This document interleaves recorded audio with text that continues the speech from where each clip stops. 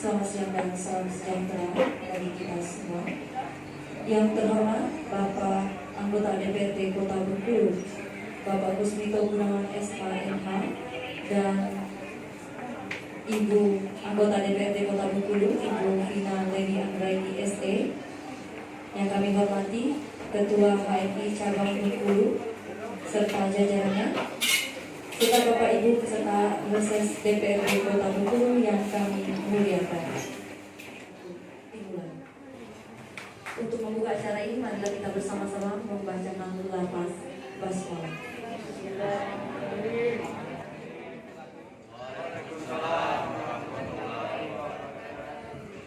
Bang, suasananya kita susah saja, nggak formal ya. Jadilah di gedung dewan saja formal, Bang. Ya. Puji syukur kepada Allah Subhanahu Wa Taala, Allah yang Maha Besar, Allah yang memberikan kita nikmat kesehatan yang hari ini kita rasakan, karena kita harus bersyukur. Masih banyak saudara-saudara kita yang hari ini dalam kondisi sakit ya, dan kita bersyukur atas nikmatnya.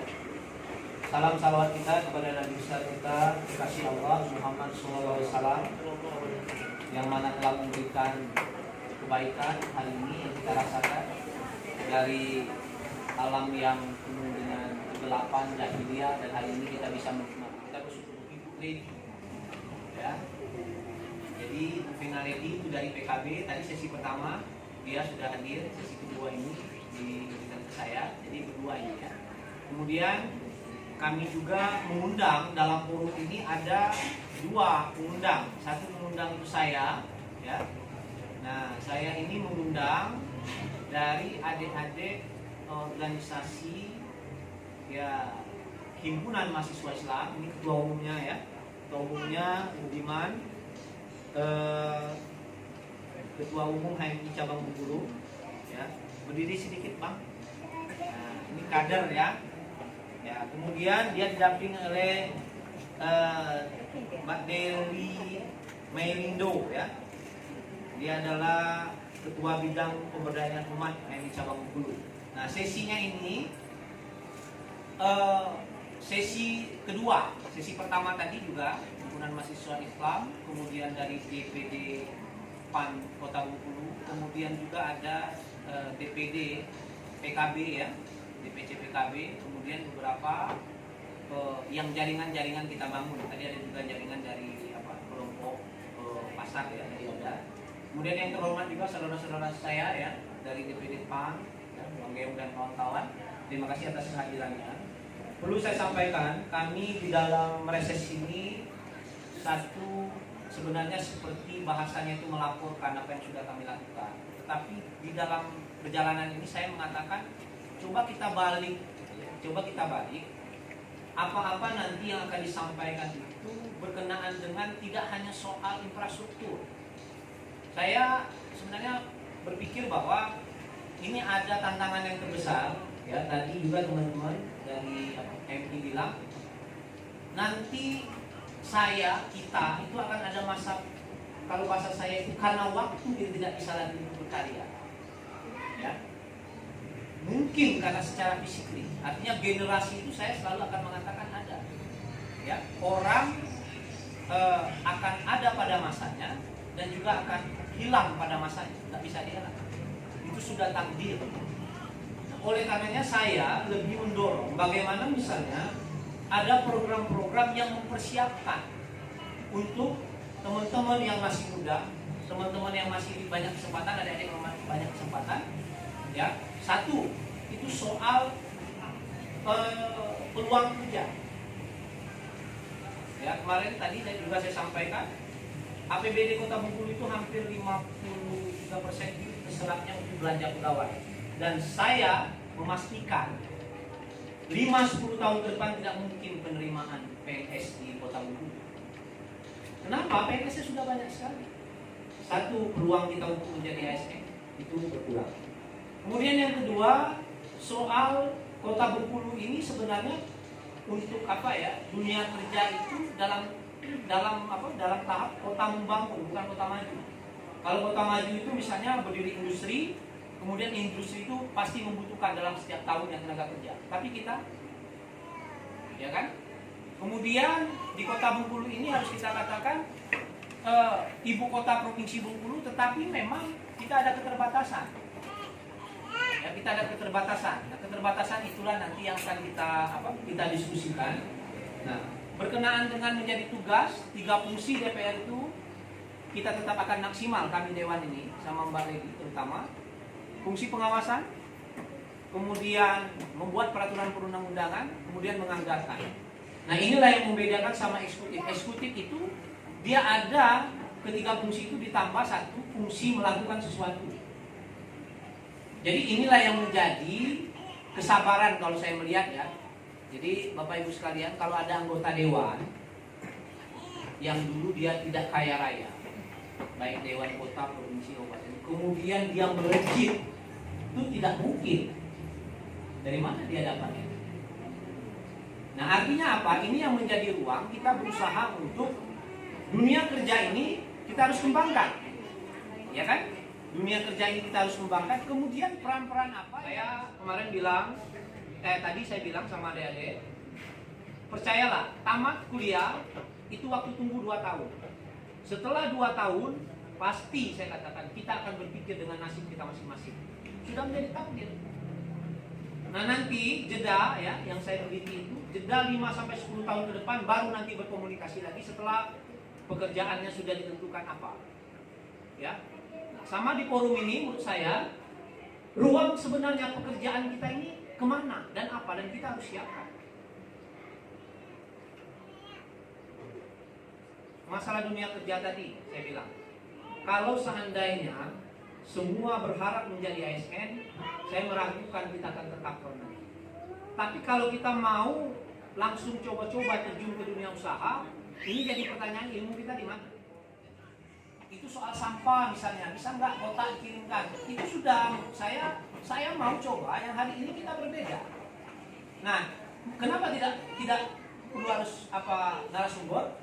Sesama kita inilah, siapa tahu berpengalaman untuk menyampaikannya. Ya, apa-apa yang berpengalaman. Kalau tidak nanti saya selalu mengatakan jangan pernah kita menjadi penonton di rumah kita sendiri. Ya, Alfamart, Indomaret itu rata-rata satu gerai itu kira-kira sekitar 10 tenaga kerjanya. Ya kan? Artinya apakah itu menjadi ruang ketika kita misalnya melihat peluang itu? Peluangnya maksud saya, apakah mau menjadi langsung bekerja? Tidak. Oh, kita ada prasyarat untuk membuka gerai itu ya, 20% dia harus menghadirkan produk UMKM yang ada di Kota Bengkulu, wajib disampaikan buat gerai sendiri. Artinya kan itu peluang. Ya, teman-teman bisa, misalnya yang hobi nih ya, coba temui orang lain. Kami mau masukkan ini, gimana?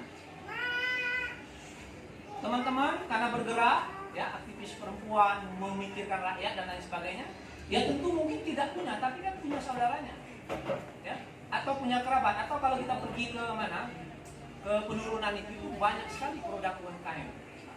Ya kan? Nah itu bisa buka, silakan untuk menyampaikan ya, karena juga saya bangga mereka ini juga dulu juga saya dari himpunan mahasiswa Islam ya, dan alhamdulillah juga dari teman-teman PD juga kita kasih ruang untuk kita berdiskusi ya. Silakan. Assalamualaikum warahmatullahi wabarakatuh. Waalaikumsalam.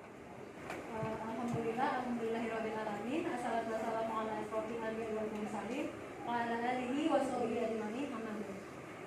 Langsung saja tanpa memperpanjang mukadimah, di sini kami hanya menyampaikan ucapan terima kasih kepada Kusmito selaku penyelenggara acara ini, dan terima kasih kami diberikan kesempatan ikut berpartisipasi di sini dan memberikan peluang kepada masyarakat. Dengan harapan mungkin apapun yang kita diskusikan pada sore hari ini akan berdampak baik untuk kedepannya. Mungkin itu saja yang dapat saya sampaikan. Wabillahi taufiq wal hidayah. Wassalamualaikum warahmatullahi wabarakatuh. Ditampung segala pertanyaan terlebih dahulu. Kami persilakan. Di sini mungkin. Baiklah, perkenalkan nama saya adalah Meganisi.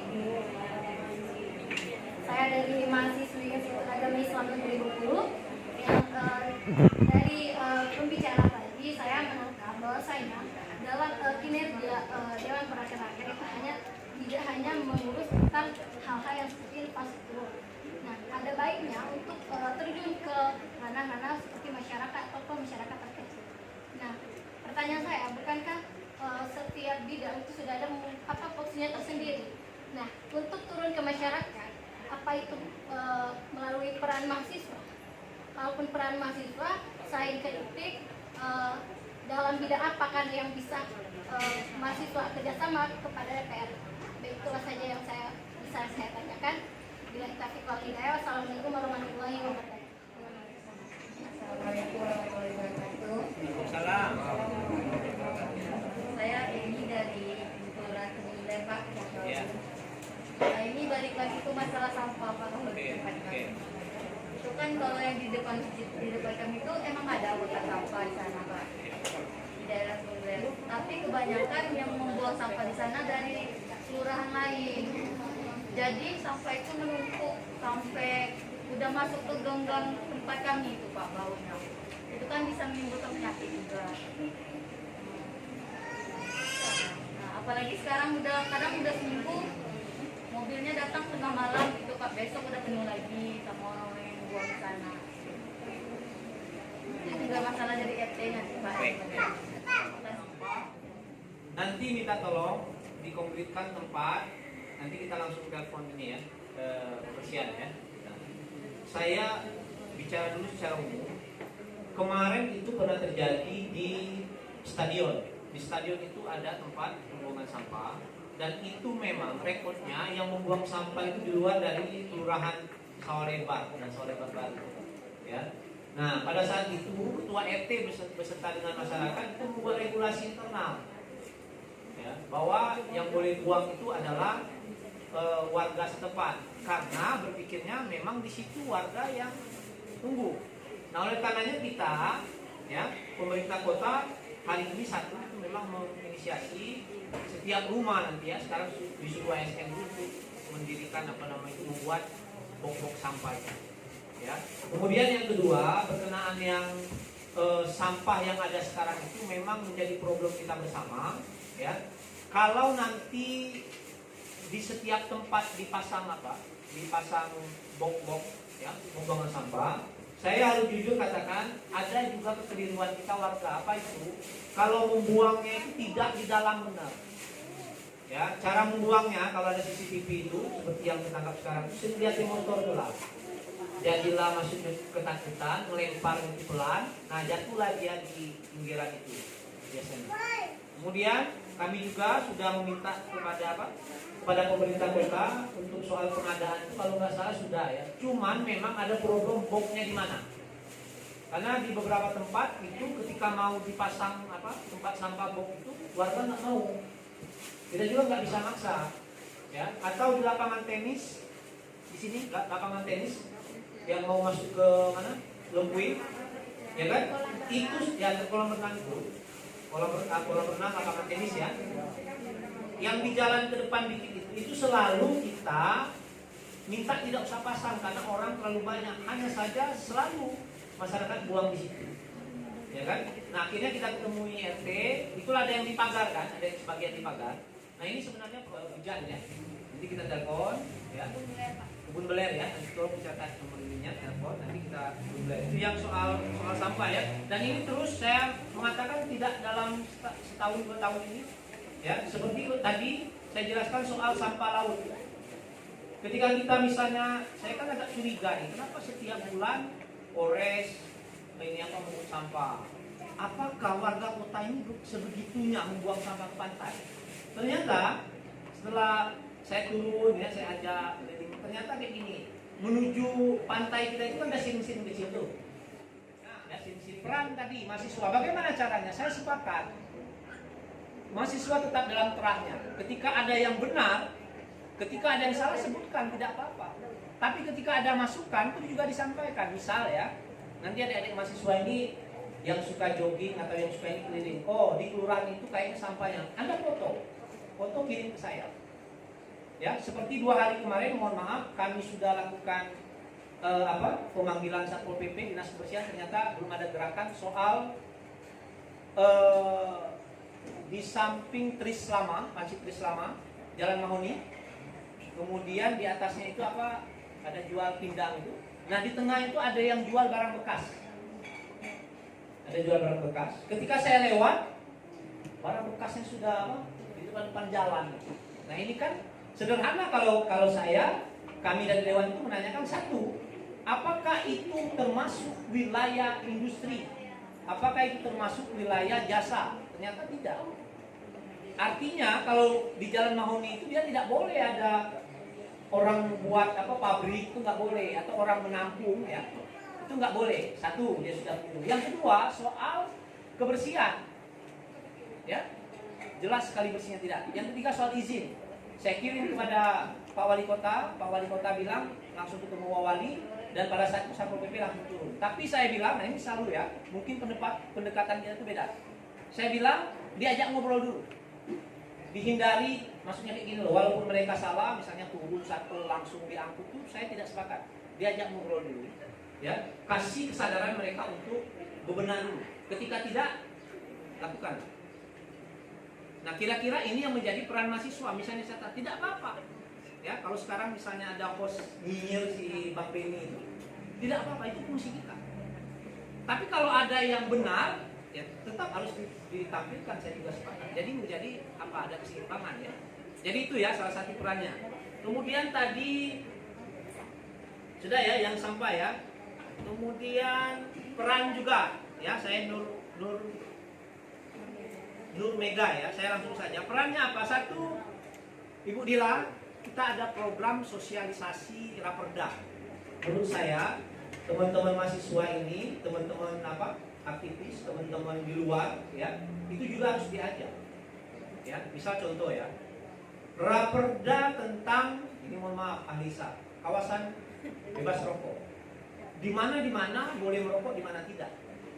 Siapa yang boleh ya, merokok, siapa yang tidak. Menurut saya ya, kita di himpunan yang membidangi soal itu juga harus hadir. Ya kan? Bagaimana hadirnya? Anda baca, Anda pelajari apakah merokok itu banyak keuntungan apa kerugian. Ya kan? Berapa sih kandungan misalnya soal asap rokok itu, nikotin itu misalnya. Ya kan? Nanti ketika dihantam, DPR-nya bantu, bukan melarang Pak, ada tempat boleh atau tidak, tempat tidak.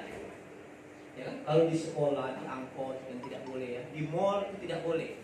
Kalau mall mau dia harus di perda itu disiapkan tempat. Itu peran mahasiswa menurut saya. Ya. Kemudian juga saya ingatkan juga ya, bila selama ini sebenarnya kami tidak terorganisir dengan organisasinya, tapi individu. Waktu pembuatan peraturan daerah juga boleh hadir. Ya, kita katakan ada pasal krusial ya. Misalnya pasal krusial itu kita minta pendapat biasanya. Nah itu juga menurut saya ruang-ruang yang bisa ya, sidak. Kadang-kadang kita juga diskusi. Kalau sidak tuh bahasanya apa ya? Datang mendadak lah seperti itu. Karena kalau datang ke program dia sudah rapi-rapi. Ya kan? Atau datang sidak itu karena faktor keadaan yang memang pada saat itu masyarakat lapor misalnya. Saya pernah sidak dan itu memang agak berat. Kejadian di Nusa Indah, ada yang punya tanah, Bapak Ibu punya tanah. Kebetulan di situ aliran selama ini kayak siring yang selalu aktif kalau hujan. Nah pada saat itu dia tembokkan. Secara otomatis yang di atas itu pasti akan banjir. Secara de facto, ya bahkan de jure kita cari memang dia punya sertifikat. Mau ngomong apa? Nah ini kan tidak bisa kita serta-merta, kita ajak pendekatan. Makanya dicari jalannya agak sudut-sudut kemarin itu oleh PI. Ya kan? Kalau saya ngomong jangan kita ributkan dulu, tetapi kalau berbicara tentang kepentingan umum, siapapun harus mengalah. Tidak boleh kita misalnya melawan kalau kehendak kepentingan umum ya. Nah ini yang perlu juga untuk nanti kita perkuat. Tapi kalau selama ini ya, jujur saja misalnya yang buat proposal itu misalnya mau minta bantuan bangunkan jembatan ya proposal. Tapi yang sekarang ini harapan kita nanti, misal contoh tadi soal bagaimana pelatihan ya untuk berdagang secara online. Kita akan hadirkan misalnya pelaku bisnis kan sekarang banyak nih. Kemudian juga misalnya dari orang kampus bagaimana IT yang harus kita pelajari. Nah, menurut saya itu nanti buat proposal, kemudian bagaimana kegiatan itu akan kita sampaikan kepada pemerintah kota. Karena DPR ini tidak boleh pegang anggaran. DPR ini harus mengadvokasi pemerintah kota, misalnya nanti dia di Kepala Dinas Pariwisata Ekonomi Kreatif. Di situ nanti dia akan pelatihan. Tetapi tidak boleh juga dilepas. Setelah adik-adik misalnya programnya ada, nggak diurus lagi, jangan. Ya orang-orang terukur ya. Pertanyaan atau masukan, saran? Bismillahirrahmanirrahim. Assalamualaikum warahmatullahi wabarakatuh. Perkenalkan saya Al-Farizi dari perwakilan himpunan mahasiswa Islam Cabang Bengkulu. Yang ingin saya sampaikan pada hari ini bahwasanya pertama kita tahu bahwasanya Kota Bengkulu adalah salah satu kota termiskin, yang mana itu jadi bagian PR terbesar kita untuk meminimalisir pengurangan dari kemiskinan itu sendiri. Artinya catatan besar dari Dewan itu penting sekali untuk kesejahteraan penduduk masyarakat Provinsi Bengkulu, ya kan. Ditambah lagi Kota Bengkulu ini bukan kota industri yang saya tahu. Artinya banyak lagi PR yang bakal harus dituntaskan oleh anggota Dewan. Nah, yang kedua, untuk permasalahan tenaga kerja, kenapa di Bengkulu itu sendiri 50% angka paling tinggi PNS? Karena itu tadi kebingungan untuk mencari lapangan pekerjaan, sehingga ini menjadi catatan besar untuk pemerintah memberikan ruang lapangan pekerjaan untuk masyarakat, gitu. Nah, ditambah lagi kita lihat sekarang apa sih program yang menjanjikan Kota Bengkulu ini agar wisatawan itu hadir ke Bengkulu? Apa? Salah satunya misalkan kita tuh harus menimbulkan ciri khas, dan kita sekarang selalu membangga-banggakan bunga Rafflesia Nobel. Yang pada hari ini bunga Rafflesia Nobel itu sudah banyak muncul di masing-masing provinsi. Artinya itu perlu ada gebrakan baru dari pemerintah untuk mencari solusi agar wisatawan itu mau berkunjung ke Bengkulu. Itu yang ketiga. Nah, yang keempat, kita lihat sekarang yang diunggulkan Provinsi Bengkulu itu adalah salah satunya pantai. Tapi kita lihat pada hari ini pengelolaan pantai itu masih kurang sekali, dan salah satunya sampah yang terjadi pada hari ini. Ya, kita miris melihat apa yang kita inginkan, apa yang kita harapkan sebagai penunjang objek wisatawan hadir ke Bengkulu ternyata tidak sesuai dengan ekspektasi yang ada, dan itu menjadi PR besar untuk pemerintah untuk mengolah dan menanggulangi permasalahan ini. Saya Fauzia Zahara. Yang mau saya sampaikan ini Pak, masalah pertamanan yang ada di Lingkar Timur. Karena kebetulan saya besar di sana sama teman saya, jadi kan di sana kan ada dinas pertamanan ya Pak ya. Tapi taman kita yang di Kota Bengkulu sudah terbengkalai kayaknya. Ditambah lagi kan kemarin kan masih ada tuh hewan-hewannya, kan sekarang kan sudah nggak ada. Sampahnya juga berserakan. Terus taman kita kan cukup besar itu. Alangkah baiknya kita buat objek wisata di sana. Soalnya dekat juga dengan sekolah kan Pak. Di sana kan ada 2 SD itu, SD 45 sama SD 42. Kalau zaman saya kecil itu selalu dijadikan tempat untuk olahraga. Tapi sekarang karena sudah tidak terurus, terbengkalai, maka tempat itu sudah kayak mana ya, enggak lagi asik lah, enggak jadi objek wisata. Apalagi kalau bulan puasa ya Pak ya, itu kan banyak itu berserakan, maaf nih Pak, barang-barang begitulah kira-kira dijadikan tempat yang tidak baik untuk di akhir-akhir sekarang. Jadi kalau bisa untuk kemajuan Kota Bengkulu, paling utama itu untuk pertamanan di Lingkar Timur, karena pas di tengah kota dan di situ banyak anak-anak sekolah. Sekian Pak dari saya. Wassalamualaikum warahmatullahi wabarakatuh. Nama saya Yulia Bandari. Masalah jalan juga salah satu di jalan di sana kan, karena banyak yang banyak yang kecelakaan di sana Pak. Kalau pagi-pagi kan banyak jalan melintas dari sana kan, itu jalannya seperti tidak gimana ya, lubang-lubangnya udah besar-besar. Ya, mohonlah pemerintah dilihat kembali lah. Ya, udah sekian, terima kasih. Yang pertama, terima kasih Dinda Erlan ya, kritis, dan itu nanti ada beberapa catatan yang harus saya sampaikan. Kemudian Zahra ya, kemudian Yulia ya. Baik, jalan dulu Pak. Saya ke jalan dulu Pak. nanti sampaikan ke kita, tidak apa-apa, karena Kota Bengkulu itu ada 3 sebenarnya domain soal jalan. Satu adalah jalan nasional, ya, penghubung antar provinsi. Yang kedua itu jalan kota, ya kan. Kemudian ada jalan gabungan, bahkan ada jalan provinsi, ya, provinsi sama kota.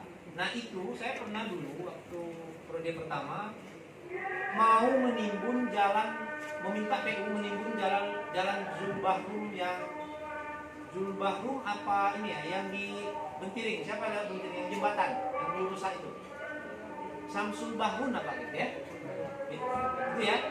Ketika saya mendatangi PU, ketika PU buka itu jalan provinsi dan itu tidak boleh. Nah ini salah satu kendala. Saya harus menyatakan bahwa ada kebijakan yang itu memang, ya, kita negara hukum. Pemerintah kota yang bukan asetnya ketika memberikan anggaran, ya, memberikan anggaran itu dalam artian apakah barang, itu tidak boleh. Oleh karena pada saat itu kami menghantamlah dalam tanda kutip provinsi untuk timbul itu, ya kan? Kemudian yang sekarang, kalau yang adik-adik lihat di jalan apa, Tanjung Agung, kenapa sampai kotanya lihat saja, itu memang bukan domainnya. Ini yang saya katakan, harusnya sebenarnya kan punya dana perawatan tuh. Kalau kasih lubang itu kan nggak perlu biaya besar. Nah, ini sekiranya kalau boleh kota itu sudah di ini. Ya. Walaupun mungkin ada informasi-informasi yang kota yang masih berlubang, peran dari masyarakat, teman-teman itu, harapan kita itu tidak juga misalnya memberikan ruang informasi itu untuk kita, tetapi sampaikan. Kan punya wakil nih, kepada saya, wali kota, atau kasarnya itu nggak apa-apa, dibuat di koran. Itu efektif. Bagi yang berpikir positif, ketika dikritik di koran itu sebenarnya efektif. Kita berpikir, jangan pernah orang itu tidak diinformasikan itu. Ya. Nah yang kota, ya kami juga sedang cari, tapi sampai hari ini belum terlalu dapat informasi. Tapi yang provinsi sama nasional, ya itu tetap nanti kami akan meminta surati biasanya PU provinsi untuk di mana tempat ditimbun, ya. Kalau tidak salah di mana lagi ada lihat yang lubang besar nih, yang sudah dipasang sama warga nih. Ya. Itu kalau jalan-jalan provinsi itu biasanya jalan itu kelihatan besar gitu.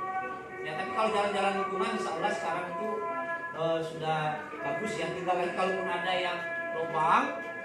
Ini yang saya bilang, masyarakat juga, ini saya sering kalau diskusi kemudian misalnya kayak gini, ya. Ada satu lubang besar, apakah itu jalan provinsi, kabupaten, jalan kota, jalan negara, depan warung. Anda lihat kalau di arah Blitar Barat, depan warung sampai sebesar itu, yang di mana tuh, yang dia ada handphone depan. Saya minta sama Satpol PP, cobalah yang warung itu berapa lah, apa dia beli semen sekilo paling berapa? Ya, 15.000. Kemudian pasir apa ditimbun, tapi tidak. Ya, padahal dia mendapat kemanfaatan terhadap jalan itu karena apa, mobil mau parkir. Nah ini menurut saya advokasi juga yang harus kita lakukan sembari, ya, pemerintah ini kadang-kadang memang birokrasinya gombleng. Kalau bahasa siapa, ya, ada lagu itu kan. Hari ini dianggarkan, besok baru dibuat RKA, dibuat apa, dilelang. Nah dilelang nanti ada waktu mereka mengerjakan, anggarannya juga tidak, misalnya bulan Januari, anggaran itu Februari. Saya lihat memang kadang-kadang itu yang menjadi kendalanya. Tetapi yang khusus kota atau yang memang menjadi menjadi situasinya itu kami tetap akan laporkan. Ya, itu tolong nanti disampaikan. Ya, tinggal aja jangan lupa misalnya ini foto saja tidak apa-apa, ya. Foto saja tidak apa-apa, biar kami nanti biasanya PU cepat tahu. Yang penting ada kode di depan warung apa misalnya, di jalan apa, itu biasanya dia kasih tahu. Ya, kalau seandainya misalnya itu jalan provinsi, biasanya kami tuh ini kita mencak-mencak sama provinsinya, biasanya ditimbun lagi tip ya gitu, ya. Jadilah yang penting dia jangan sampai lubang besar, karena keselamatan kan provinsi bisa jalan sesuai dengan anggaran yang kita ada. Tapi kalau mau menyerahkan dia menjadi wah benar, satu, pantai panjang itu jangan diganggu oleh provinsi, kasihnya ke kota. Dua, benteng Marlboro, ya. Itu punyanya kementerian, kasih sama kota. Sepanjang itu punya kementerian, tidak akan bisa kita masuk situ. Danau Dendam, Anda lihat ya, dari kecil sampai sekarang kayak gitu terus. Karena apa? Punya kementerian pertanian. Kasih ke kita. Sama lah, saya katakan ini diskusi kita ya, mungkin secara tata negara kan kadang heran kita, kok ada provinsi yang wilayah itu dia kuasai di kota, sehingga kita tidak bisa. Bandara itu kita hanya bisa dapat parkir, tapi pajak-pajak distribusi lain tidak boleh karena itu. Pelindo, ya, itu Anda advokasi. Pelindo itu satu pun tidak bisa kota pegang, ya, baik pendapatan mereka, baik bongkar muat, ya, baik yang jalan apa, yang bawa batu bara itu kan apa? Kewenangan Kementerian kalau tidak salah Pertambangan dan Energi. Apalagi Pulau Tikus, jarak 0,5 mil di atas itu sudah menjadi tanggung jawab provinsi. Pulau Tikus sekarang sudah menjadi provinsi. Mau bilang apa? Nah, pantai ini menurut saya ya, pantai ini waktu zaman Pak Kennedy itu provinsi. Periode pertama Pak M. Hasan diambil kita kota, kemudian provinsi ambil lagi, diambil dikasih, ya. Kemudian sekarang kalau tidak salah provinsi atau kota ya. Nah itu ya. Kemudian soal mental, mohon maaf sekali, Indo. Mungkin kita atau kita semua pernah duduk di trotoar yang ada di pantai, mulai dari depan apa? Depan bukan Aloha, sana lagi itu apa? Rumah makan apa itu bang? Dekat simpang apa pantai Marola. Mulai dari Marola sampai dengan ke gedung baru yang punya provinsi, harusnya pelataran trotoar itu tidak boleh digunakan bangunan. Faktanya sekarang, misalnya tanya apa peran DPR, apa peran kami konflik. Saya selalu menghindar konflik. Ya. Ketika kita kasih peringatan, kita tegur, akan bahkan kita cari jalan untuk relokasi tempat, tidak mau warga di sini. Kalau adik-adik tidak percaya, cobalah, Pak, ini menyalahi aturan. Trotoar ini kami jalan kaki, hargai kami, pasti marah mereka.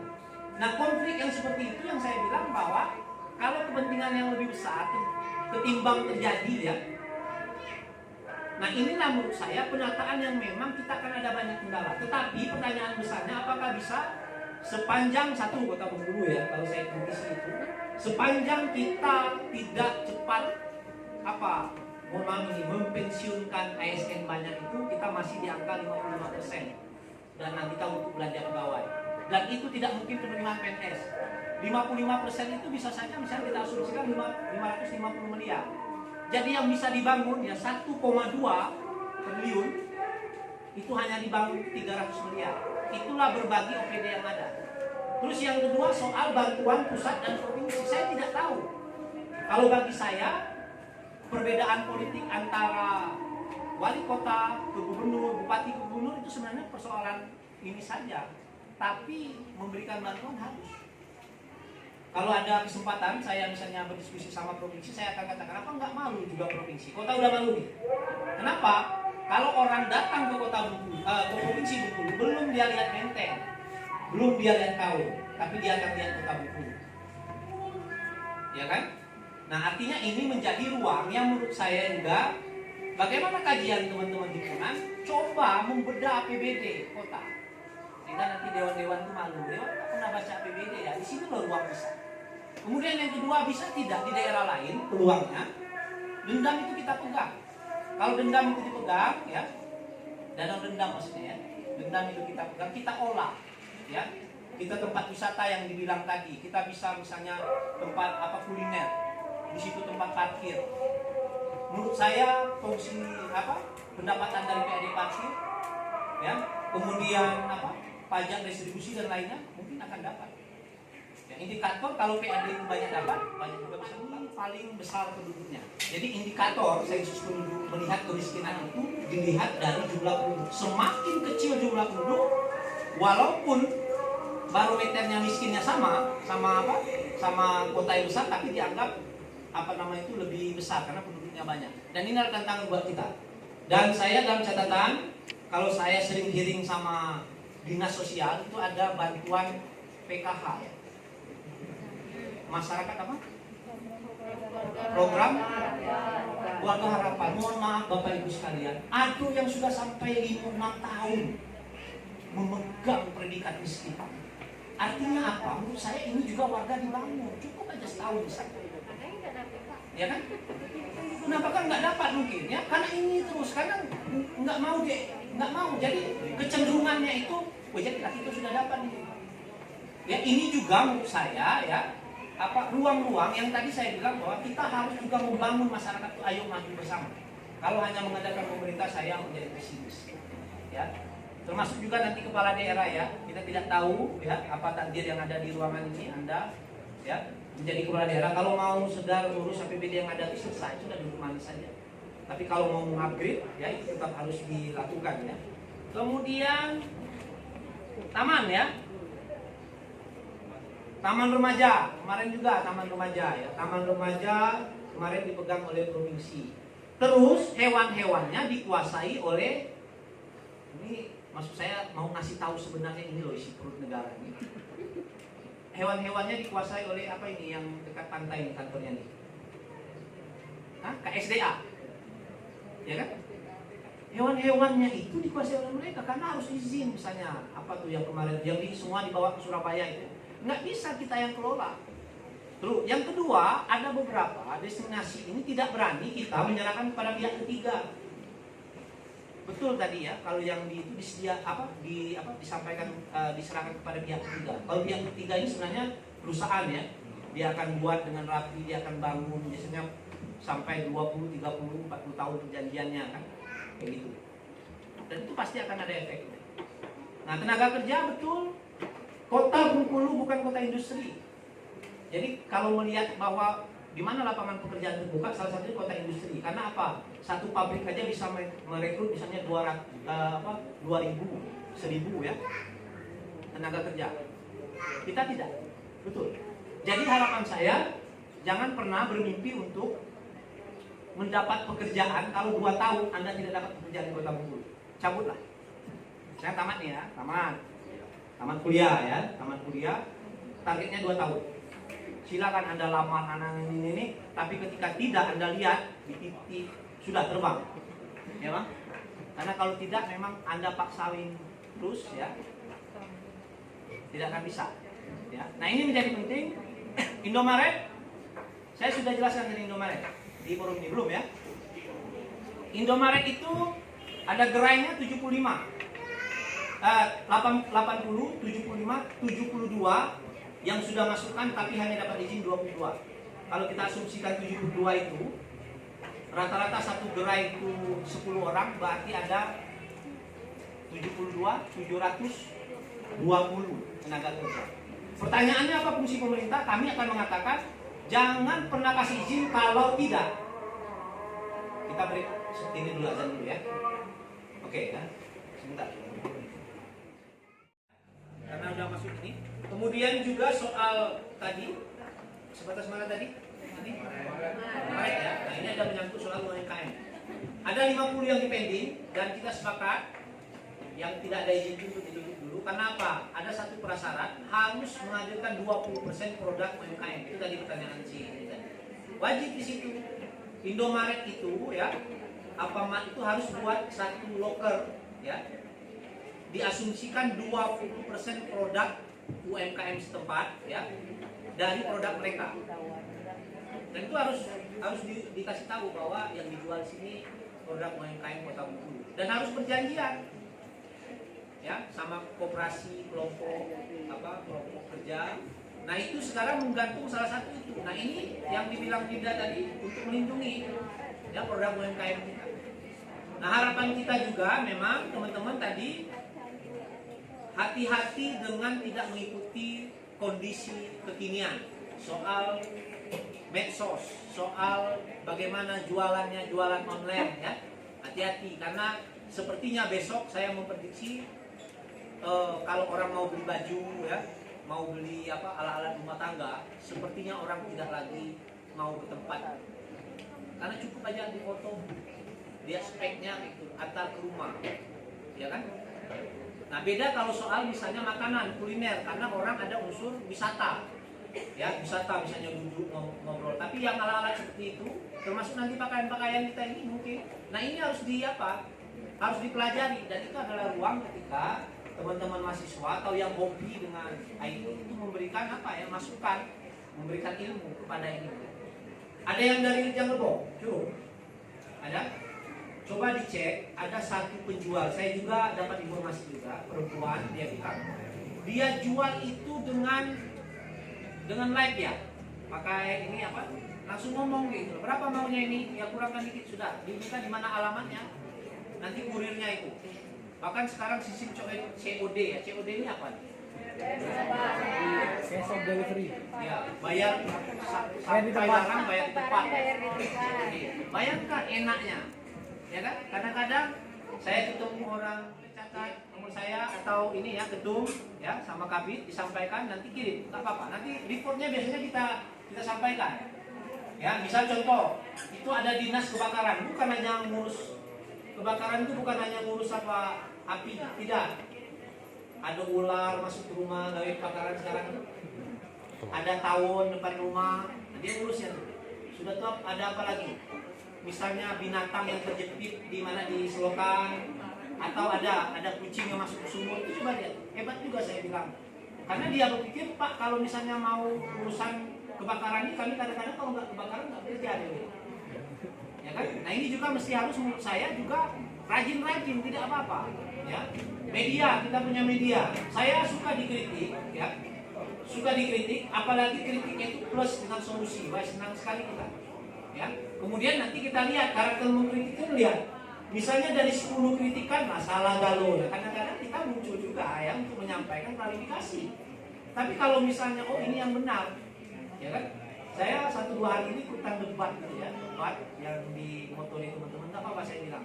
Karena itu kesempatan saya untuk menyampaikan. Ya.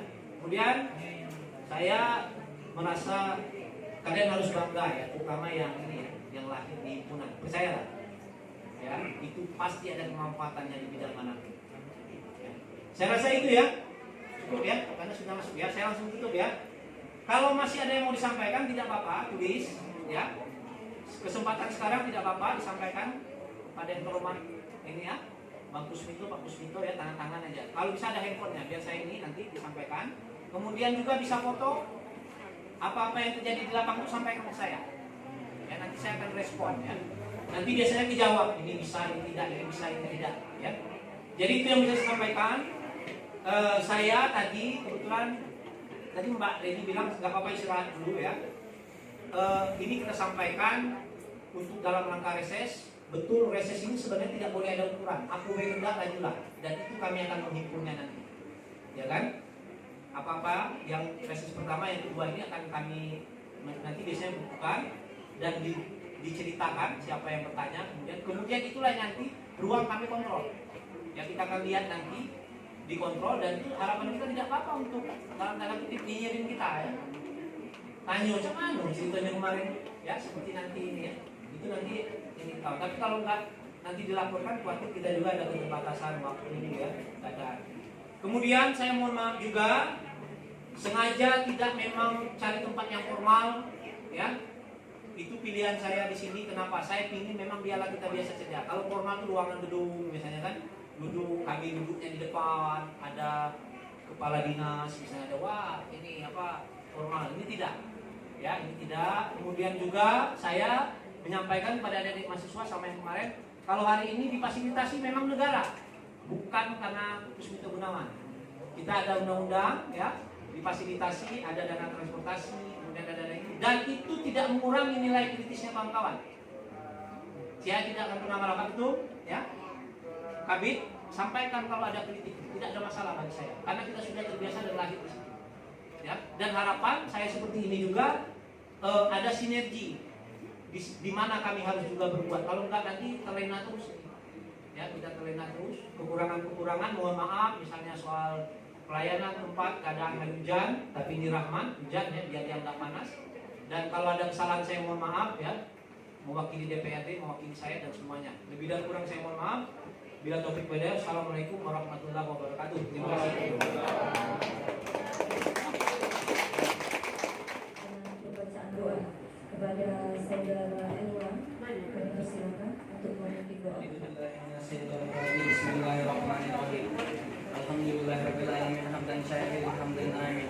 Hamdan yuwafi ma yukafi mazida. Ya Rabbana lakal hamdu kama yanbaghi li jalali wajhikal karim wa azimi sultanik.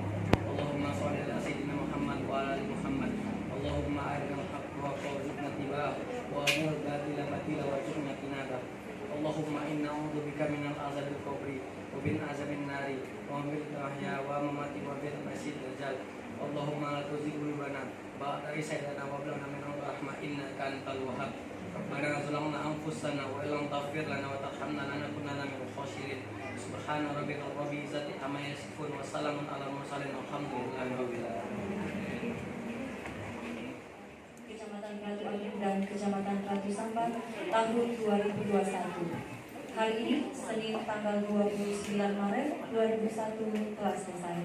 Atas kehadiran dan partisipasi Bapak Ibu sekalian kami ucapkan terima kasih. Wabillahi taufiq wal hidayah. Wassalamualaikum warahmatullahi wabarakatuh.